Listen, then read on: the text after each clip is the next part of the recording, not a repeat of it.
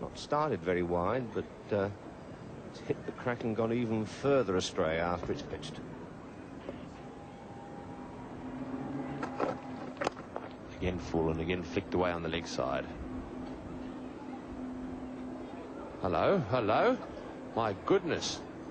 Lillee really did ask for that, and that's really very silly. Javed Miandad, hello. My goodness. Well, this is absolutely disgraceful. It really is absolutely stupid. I cannot understand. Lillee actually asked for that. He encroached upon Javed Miandad's line, and we very nearly had ourselves a fight on the ground. I really think that that's very silly, and I think that Greg Chappell is actually having a pretty harsh word there with Dennis Lillee.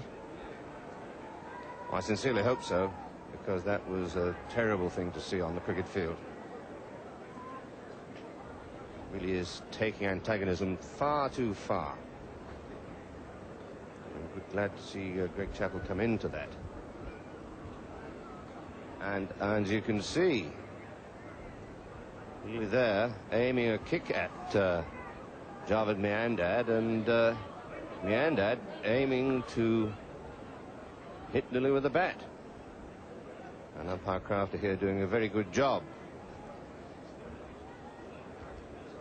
That was the second part of that incident. In fact, I would suggest that it was started by Lillee on this occasion. Lillee gets his hands up and, in fact, moves backwards now to get into Javed Miandad's way, I think. Javed Miandad prepared to go around him. Lillee moving across into his way. Now, remember, Javed Miandad's out of his crease there. Lillee sticking the shoulder into Miandad, and, of course, Miandad pushing him because he's got to get into the batting crease.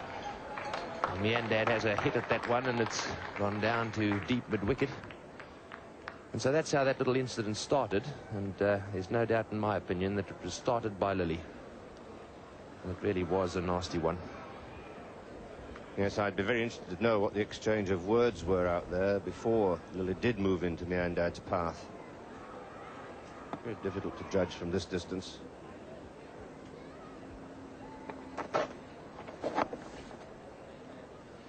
Well, I don't know that I've ever heard of an actual fight taking place on the cricket ground, but this is about as close as one has ever come to it. Lillee moving across, putting his shoulder into Javed Miandad's chest. Miandad has to try and go for his crease, because if he doesn't, he could be run out. Lillee then turns around and points towards the umpire, as if to say, Pakistani manager with a cigarette in his hand, he's got big enough problems without having incidents to worry about. His team is about to get slaughtered. But they are very seriously, obviously, discussing the incident.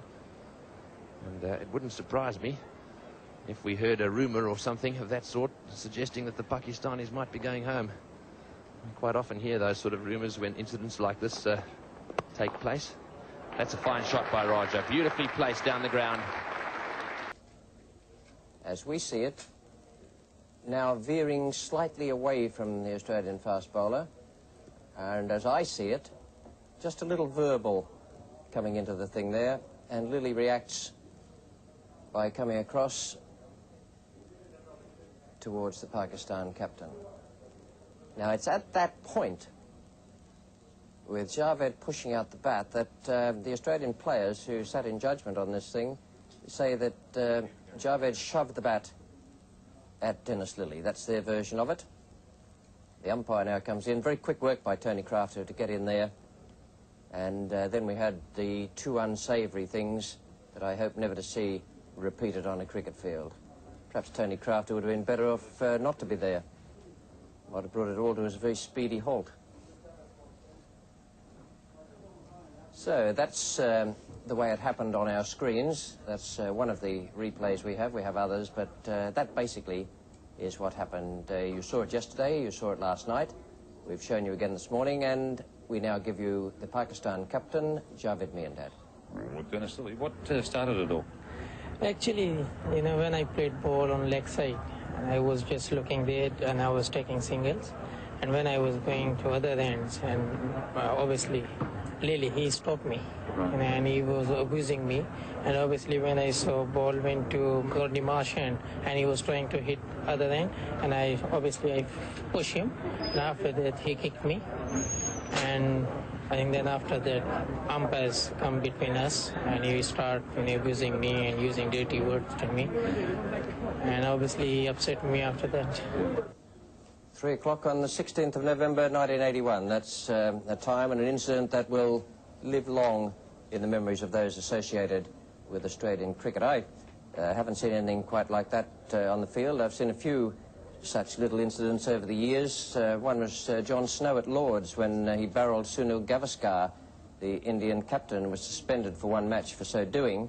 That was in the Indian second innings of that Lord's Test match, where Gavaskar finished up making 53 and India saved the match. They needed something like 30-odd on the last day to win with 2 wickets in hand, and it was a game that was washed out on the final day, so it was all inconclusive, and by an ironic twist, John Snow in that match to that date made his highest first-class score. He top-scored for England with 73. He was out of the next Test match, a suspension, but he came back in for the one after. It didn't actually affect his career because he remained top-class bowler with England for quite a few years to come. So Javed Miandad, the Pakistan captain, has given his version of the incident out there, the one that you've seen.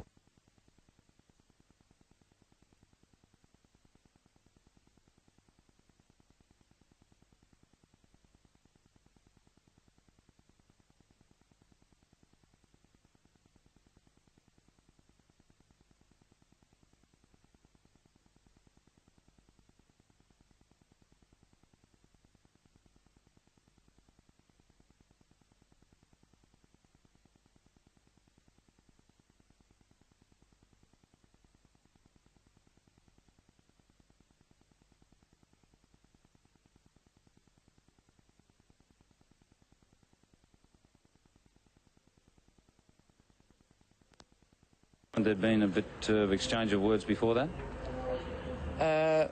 Miandad had sort of a couple of times said a few things. I'd said a few things. We both exchanged pleasantries or whatever.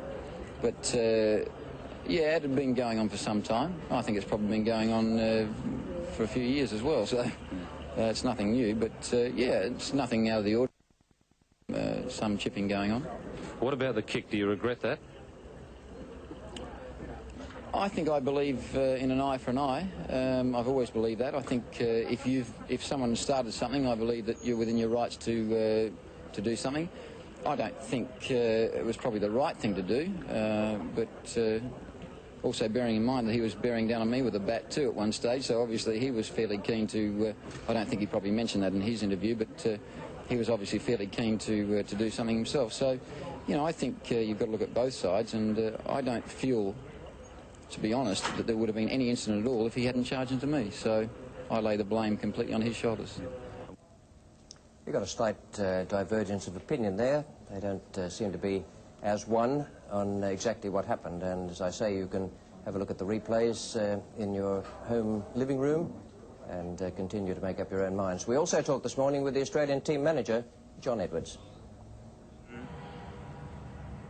John Edwards, the Australian players have had a very good look at the Channel 9 replay of the incident. What was their version after looking at it? Well, after looking 7 or 8 times, Ian, at the slow-mo replays in particular, they came to the decision, most of them who hadn't been close to the incident, that Dennis did have some cause for a type of retaliatory action. At the same time, not condoning his action in any shape or form. They made that perfectly clear. But the reason that their fine was $200, which seems pretty light on the face of the what happened, was so low, was because they thought that the first actual physical contact was made by Javed.